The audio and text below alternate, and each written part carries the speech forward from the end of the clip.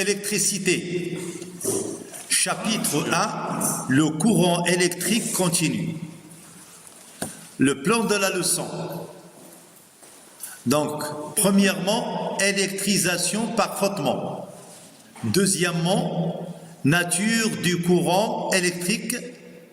Troisièmement, intensité du courant électrique.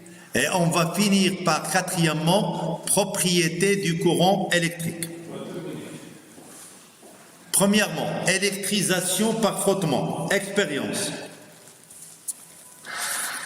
On électrise une baguette en ébonite par frottement contre une peau de chat. On électrise une baguette en verre par frottement contre un morceau de soie. On constate qu'il y a un phénomène de répétition. On répète la même expérience et on remplace la baguette de verre par une baguette d'ébonite et on répète la même expérience et on constate qu'il y a une attraction entre le bâton d'ébonite et le bâton de verre. Donc, deux espèces d'électricité. Deux corps chargés d'électricité de même signe se repoussent, expérience numéro 1, et deux corps chargés d'électricité de signe contraire s'attirent.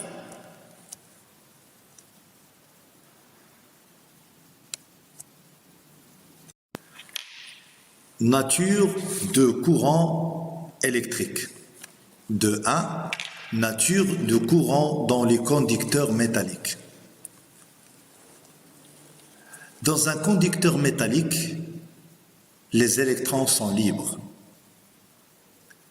Et je constate ici qu'on a un générateur et un fil conducteur.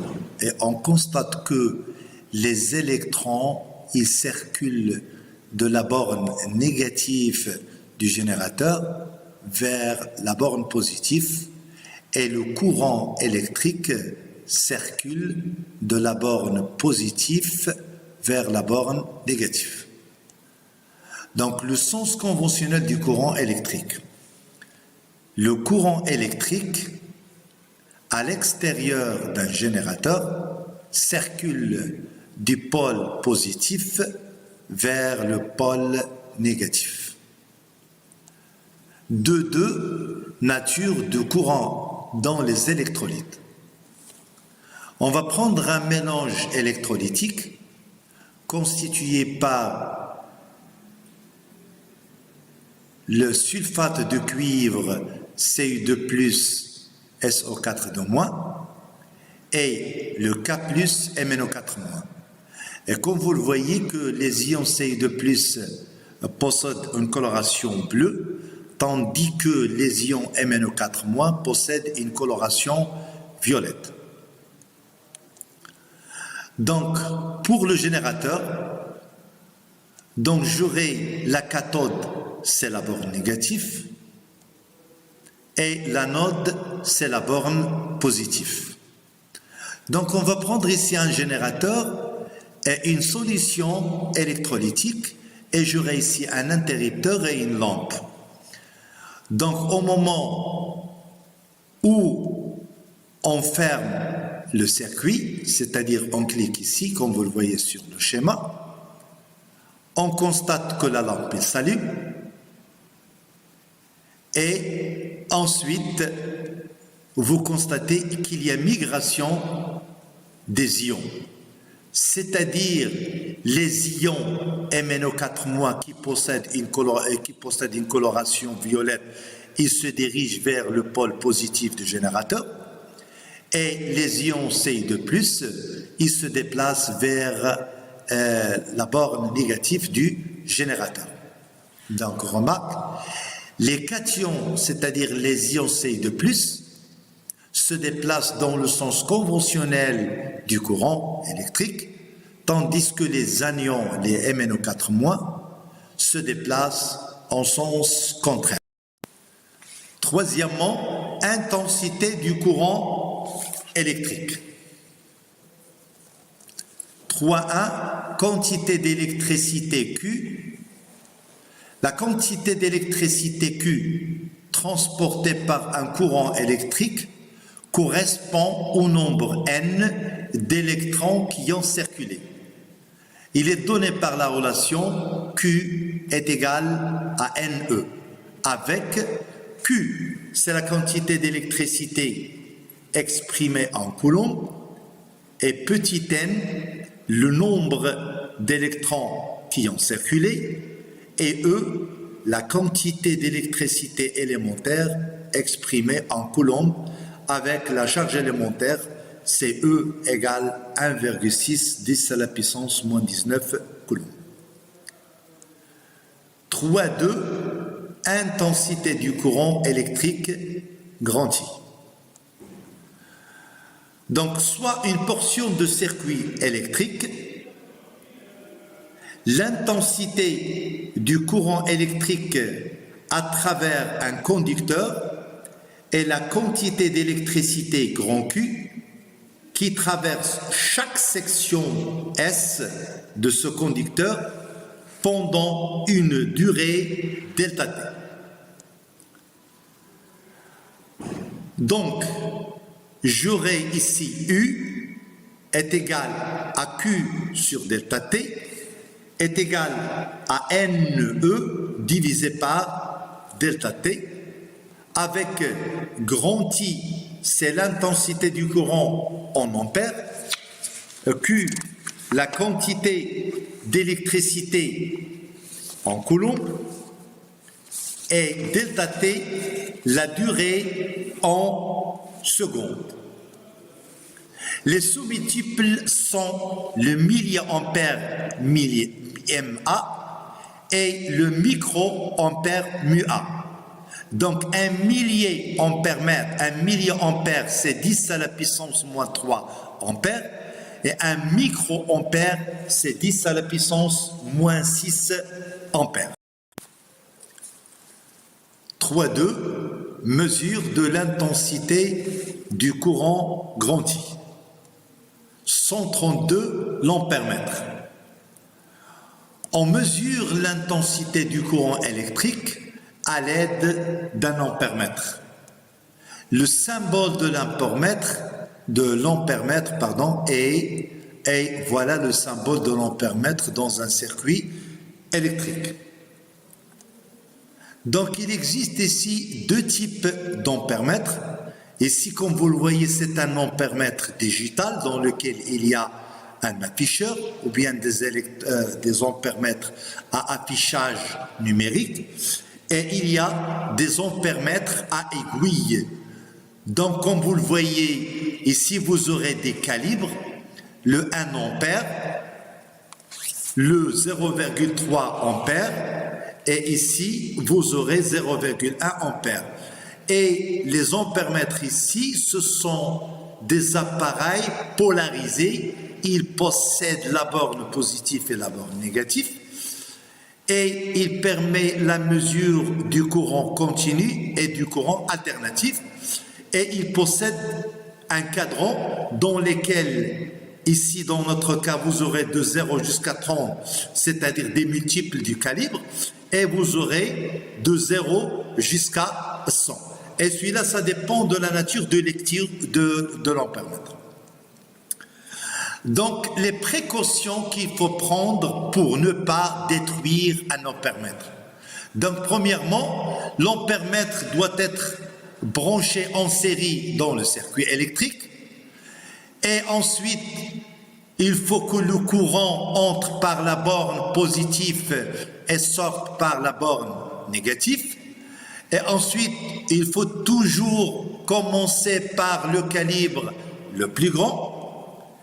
Et on choisit le calibre sur lequel l'aiguille s'arrête le plus loin possible vers la droite des cadrans, c'est-à-dire qu'il va dépasser les 2/3 du cadran.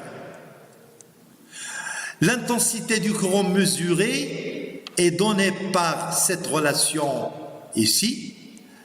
I est égal à C fois N divisé par N0, avec C, c'est le calibre est exprimé en ampères. N, c'est le nombre de divisions indiqué par l'aiguille. Et N0, le nombre de divisions du cadre. L'incertitude absolue sur la mesure de l'intensité du courant est donnée par la relation delta I égale à C fois X divisé par 100, avec X est la classe de l'appareil, et la classe de l'appareil, il est affiché sur l'ampèremètre, et ensuite vous aurez l'incertitude relative est donnée par la relation delta I sur I est égal à C fois X divisé par I fois 100. Donc, quatrièmement, propriété du courant électrique. 4.1, loi d'unicité du courant. Cas du circuit en série. Donc, on prend le schéma suivant. Bon, vous aurez ici un générateur et on a 3 ampèremètres. L'ampèremètre A, l'ampèremètre A1 et l'ampèremètre A2, et on a ici 2 lampes. Donc, au moment où on ferme le circuit, on constate que l'ampèremètre A indique la même valeur que l'ampèremètre A1 et la même valeur que l'ampèremètre A2. Donc, l'ampèremètre A indique l'intensité I, et l'ampèremètre A1 indique l'intensité I1, et l'ampèremètre A2 indique l'intensité I2. Donc, à ce moment-là, l'intensité mesurée en chaque point du circuit est la même, c'est-à-dire l'intensité I est égale à l'intensité I1 est égale à l'intensité I2. Donc, il y a une unicité. Donc, on peut placer l'ampèremètre dans n'importe quel endroit du circuit en série et on trouve toujours le même résultat. Énoncé. L'intensité du courant est la même en tout point d'un circuit en série. 2.4 ou bien 4.2, loi des nœuds, circuit en parallèle ou bien circuit en dérivation. Donc, un nœud est un point de connexion de moins de 3 dipôles. Par exemple, le schéma suivant. J'aurai ici un générateur et ici, on aura 3 ampèremètres. L'ampèremètre A1, l'ampèremètre A2 et l'ampèremètre A3. Et vous aurez ici 2 lampes, la lampe L1 et la lampe L2 qui sont tout à fait différentes. Donc, le générateur, il va débiter un courant I d'intensité 1,2 donné par l'ampèremètre A1. Mais n'oubliez pas que l'ampèremètre A1, c'est le courant, il va entrer par la borne positive de l'ampèremètre A1 et sort par la borne négative de l'ampèremètre A1. Ici, en ce point-là, vous aurez un nœud, c'est-à-dire il y a une connexion au moins de 3 dipôles. 1, 2 et 3. Donc, dans la branche où il y a l'ampèremètre A2, il y a la lampe L1 et l'ampèremètre A2, il va vous indiquer une valeur de I1 est égale à 0,7 ampères. Et l'ampèremètre A2, il va vous indiquer la valeur de 0,5 ampères. Lorsque vous faites la somme des 2 courants indiqués par les 2 ampèremètres A2 et A3, vous trouvez I1 plus I2 est égal à 1,2, 0,7 plus 0,5 est égal à 1,2, c'est-à-dire c'est la même intensité qui se trouve ici, qui a été débitée par le générateur. On dit en ce point-là que j'aurai un nœud, c'est-à-dire l'intensité du courant arrive à un nœud est égale à la somme des intensités qui partent du même nœud. Et ça, ce qu'on appelle ici la loi des nœuds. Énoncé. La somme des intensités des courants arrivés à un nœud est égale à la somme des intensités des courants partant du même nœud. Donc, on va généraliser ici. Vous aurez ici la somme des courants arrivant à un nœud est égal à la somme des mêmes courants partant du même nœud. Un exemple, j'aurai ici I1 s'il entre à le nœud, I3 il sort, I5 il sort, I5 pardon il entre, I2 il sort et I4 il sort. Donc j'aurai I1 plus I5 est égal à I3 plus I2 plus I4. Bon, exercice sur le courant continu. Exercice numéro 1.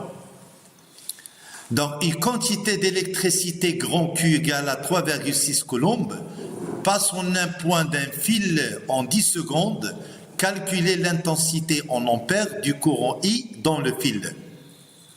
Donc, d'après les données, vous aurez la quantité d'électricité Q est égale à 3,6 et vous aurez le temps delta T est égal à 2 secondes.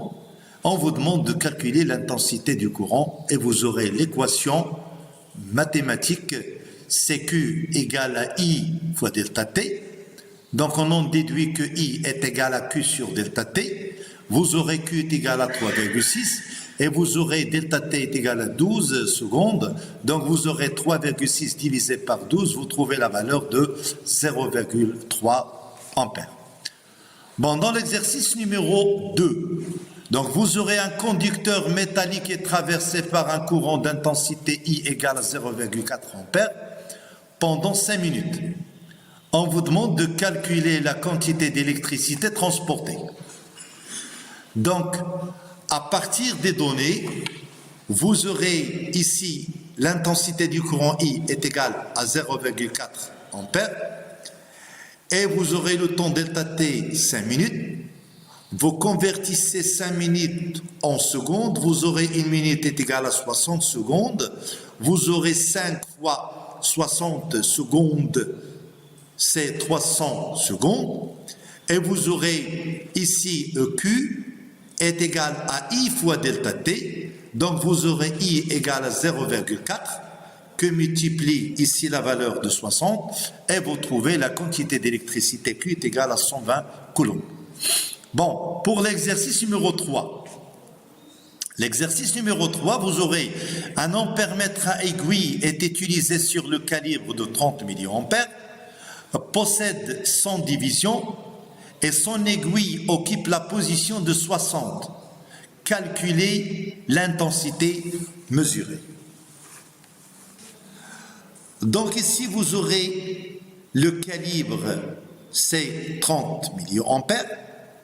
Et vous aurez ici, dans le cadran, vous aurez 100 divisions et votre aiguille s'arrête dans la position de 60. Donc ici, on va appliquer la règle.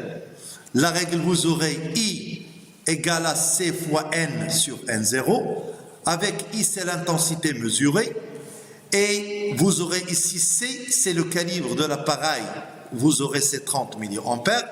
Et ici, vous aurez N, c'est la position occupée par l'aiguille, c'est 60. Donc, c'est petit n est égal à 60. Et ici, vous aurez N0, c'est la 100 division qui caractérise bien sûr votre ampèremètre. Lorsque vous appliquez votre relation, vous aurez I est égal à C, c'est-à-dire 30 milliampères, que multiplie 60 divisé par 100, et vous trouvez votre résultat qui est égal à 18 milliampères.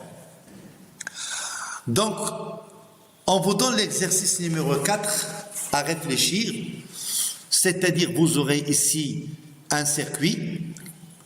On considère le circuit électrique suivant. Donc, premièrement, l'ampèremètre A. Donc, ici, vous aurez un générateur. Et ici, vous aurez l'ampèremètre A, il possède 100 divisions. Et il est utilisé sur le calibre de 10 ampères. L'aiguille s'arrête en face de la division de 40 et indique l'intensité grand I, c'est-à-dire cet ampèremètre-là, il va vous indiquer l'intensité grand I. Donc, petit a, on vous demande de préciser le sens de I et calculer sa valeur. N'oubliez pas ici que vous aurez un générateur, c'est lui qui va vous donner le sens de I. Donc, petit b, on déduire la quantité d'électricité qui traverse une section des fils pendant 1 minute. N'oubliez pas le temps ici, il est en minutes, il faut le convertir en secondes. Deuxièmement, l'ampèremètre A1 qui se trouve sur cette branche-là, c'est la branche PN. L'ampèremètre A1 possède 30 divisions. L'aiguille indique la graduation 12 lorsqu'on l'utilise sur le calibre de 3 ampères. Calculez l'intensité I1 indiquée par l'ampèremètre A1. Donc ici, vous aurez l'ampèremètre A1. Bien. Troisièmement, déduire la valeur de l'intensité I2 indiquée par l'ampèremètre A2. Merci de votre attention et à la prochaine séance, Inch'Allah.